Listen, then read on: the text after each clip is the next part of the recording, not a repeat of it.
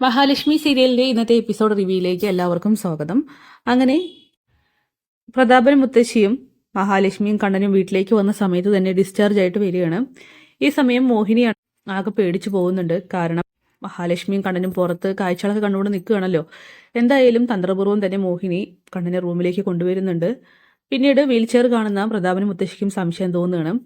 മഹിയാണെങ്കിൽ ആ സംശയം മാറ്റുന്നുണ്ട്. മുത്തശ്ശി പറയുന്നുണ്ട്, ഒരിക്കലും അവൾ കണ്ണൻ നടന്നു തുടങ്ങിയ കാര്യം മറച്ചു വെക്കില്ല. കാരണം അഹങ്കാരത്തോട് കൂടിയിട്ട് നമുക്ക് മുന്നിൽ വന്ന് പറയും എൻ്റെ കണ്ണേട്ടൻ നടന്നുവെന്ന്.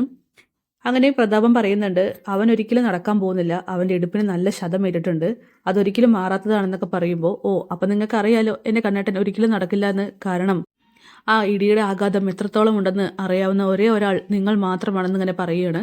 ഇത് കേട്ട് മുത്തശ്ശിയാണെങ്കിൽ പ്രതാപനോട് ചോദിക്കുന്നുണ്ട്, അതെന്താടാ നീയാണോ ഇടിച്ചിട്ടതെന്ന്. അതിനുത്തരം അയാൾക്ക് തരാനുണ്ടാവില്ല എന്ന് മഹി പറയുകയാണ്. അങ്ങനെ പ്രതാപനാണെങ്കിൽ ആകെ നിന്ന് വിറയ്ക്കുന്നുണ്ട്. എന്താന്ന് വെച്ച് ചെയ്യടി, നിന്നോടൊന്നും ഞാൻ സംസാരിക്കാൻ വരുന്നില്ല. അതായിരിക്കും നിങ്ങൾക്ക് നല്ലതെന്ന് പറഞ്ഞുകൊണ്ട് മഹിയാണെങ്കിൽ കണ്ണൻ്റെ വീൽ ചെയറുമായിട്ട് അകത്തേക്ക് പോവുകയാണ്. ഈ സമയം പ്രതാപം പറയുന്നുണ്ട്, ദേ എൻ്റെ വീട്ടിൽ കയറി വന്നിട്ട് അവളുടെ ഡയലോഗടി ഉണ്ടല്ലോ അത് നിർത്തിക്കൊള്ളാനായിട്ട് പറഞ്ഞോ. ആ പോയ അവൾ കാരണം കൊണ്ടാണ് ഞങ്ങളുടെ എല്ലാ സന്തോഷവും ഇല്ലാതായിരിക്കുന്നത്. അറിയാമല്ലോ എൻ്റെ കരുണമ്മളുടെ കുഞ്ഞു പോകാൻ തന്നെ കാരണം ആ പോയവളും അവിടെ റൂമിനകത്ത് കിടക്കുന്നവനുമാണ്. ഇവിടെ വന്നിട്ടുള്ള സുഖവാസമൊന്നും വേണ്ട. ഇത് കേട്ട് മോഹിനി പറയുന്നുണ്ട്, നിങ്ങൾ ഒരുപാട് സംസാരിക്കാൻ നിൽക്കരുത്. കണ്ണൻ്റെ ജീവിതത്തിലെ ഏറ്റവും വലിയ നഷ്ടം വരുത്തി വെച്ചത് നിങ്ങളാണ്. അത് മോള് കണ്ണനോട് പറഞ്ഞാലുള്ള കാര്യം എന്താണെന്ന് അറിയാലോ. മോള് വേണ്ട, ഞാൻ തന്നെ പറയും. അതുകൊണ്ട് നിങ്ങളാൽ വരുത്തി വെച്ച നിങ്ങളുടെ മോളുടെ കുഞ്ഞിൻ്റെ നഷ്ടം മറ്റുള്ളവരുടെ തലയിൽ കെട്ടിവെക്കാൻ നോക്കണ്ട. നിങ്ങളുടെ ദുഷ്പ്രവർത്തികൾ കൊണ്ട് മാത്രമാണ് ഇങ്ങനെയൊക്കെ സംഭവിച്ചെന്നിങ്ങനെ പറയുകയാണ്. ഇത് കേൾക്കുമ്പോൾ പ്രതാപനാണെങ്കിൽ ദേഷ്യം വരുന്നുണ്ട്. മോഹിനിയെ വഴക്ക് പറയുന്നുണ്ട്. പിന്നീട് റൂമിലേക്ക് എത്തുന്ന മഹിയാണെങ്കിൽ കണ്ണനോട് പറയുകയാണ്, ആകെ പ്രശ്നമാവേണ്ടതായിരുന്നു. ആ മുത്തശ്ശിക്കും എൻ്റെ രണ്ടാനച്ഛനും സംശയങ്ങളുണ്ട്. പക്ഷെ അവർ വിചാരിച്ചിരിക്കുന്നത് നമ്മൾ അഹങ്കാരത്തോട് കൂടിയിട്ട് അവർക്ക് മുന്നിൽ പോയി നിൽക്കുമെന്നാണ്. എന്തായാലും അവരുടെ ധാരണ തെറ്റിക്കാൻ നിൽക്കേണ്ട. ഇനിയിപ്പോൾ നമുക്ക് ഇവിടെ നിന്നും പോകാം. ഇത് കേൾക്കുമ്പോൾ കണ്ണൻ പറയുന്നുണ്ട്, അവരറിഞ്ഞാലും ഇപ്പം എന്താ പ്രശ്നം? വേണ്ട കണ്ണേട്ട, ഒന്നും പറയാൻ നിൽക്കണ്ട. കണ്ണേട്ടൻ്റെ ഇടതുകാൽ ചലിക്കുന്നുണ്ടെന്ന് അറിഞ്ഞാൽ പോലും ഇവിടെ പലർക്കും താങ്ങാനായിട്ട് കഴിയില്ല.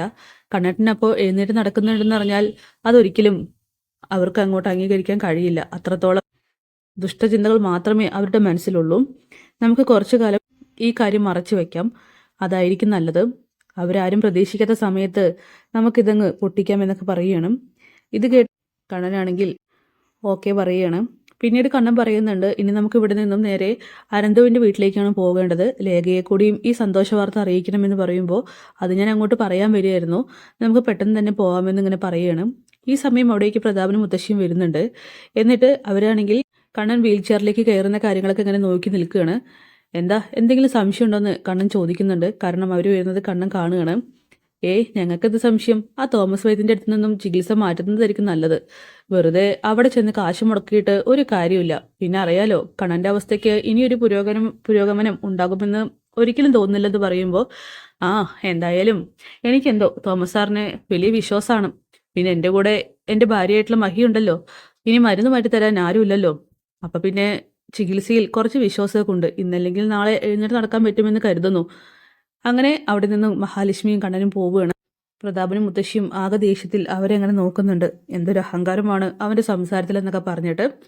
പിന്നീട് നേരെ ചെല്ലുന്നത് അനന്തുവിൻ്റെയും ലേഖയുടെയും വീട്ടിലേക്കാണ്. അവിടെ ചെല്ലുമ്പോൾ തന്നെ അനന്തുവാണെങ്കിൽ ലേഖയോട് സർപ്രൈസ് ഒന്നും തന്നെ പൊട്ടിച്ചിട്ടില്ല.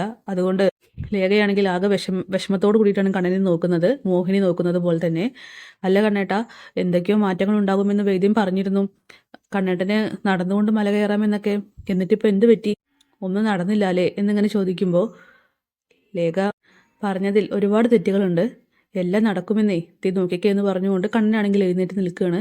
ഇത് കണ്ട് ലേഖയ്ക്കാണെങ്കിൽ ഒത്തിരി സന്തോഷമാവുന്നുണ്ട്. എനിക്കിത് വിശ്വസിക്കാൻ കഴിയുന്നില്ല. കണ്ണേട്ടൻ എഴുന്നേറ്റ് നടക്കുന്നു.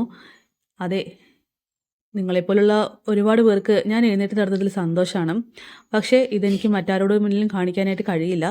അതെന്താ കണ്ണേട്ടാ? തോമസ് സാറിൻ്റെ ഉപദേശം അങ്ങനെയാണ്, കുറച്ചു കാലം കൂടി കഴിഞ്ഞിട്ട് മതി ഈ ഒരു സസ്പെൻസ് പൊളിക്കുന്നതെന്ന്. എന്തായാലും ഈ ശത്രുക്കൾക്കൊക്കെ തന്നെ ദ്രോഹിച്ച് മതിയായിട്ടില്ലേ?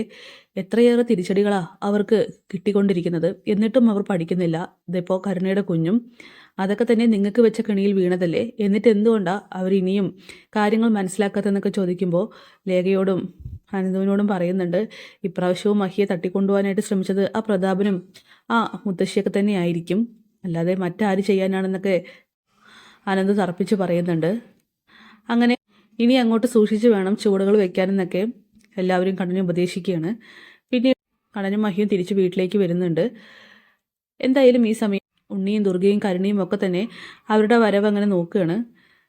പിന്നീട് കണ്ണൻ്റെ ഇടതുകാൽ ചലിക്കുന്നതൊക്കെ തന്നെ അവർ അറിയാതെ ഇങ്ങനെ ശ്രദ്ധിക്കുകയാണ്. പക്ഷെ കണ്ണനും മഹാലക്ഷ്മിയും അത് അറിയുന്നില്ല.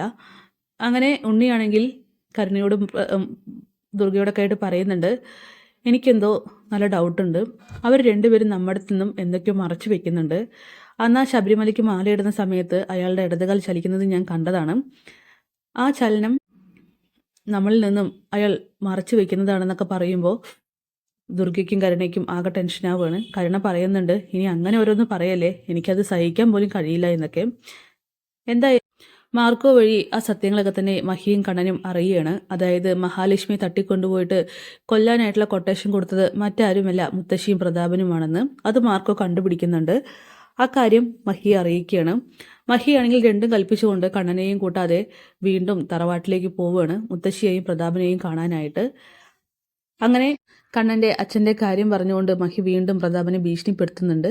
അപ്പോൾ കാത്തിരിക്കാൻ നമുക്ക് കിടിലൻ എപ്പിസോഡ്സിനായിട്ട്. ബൈ.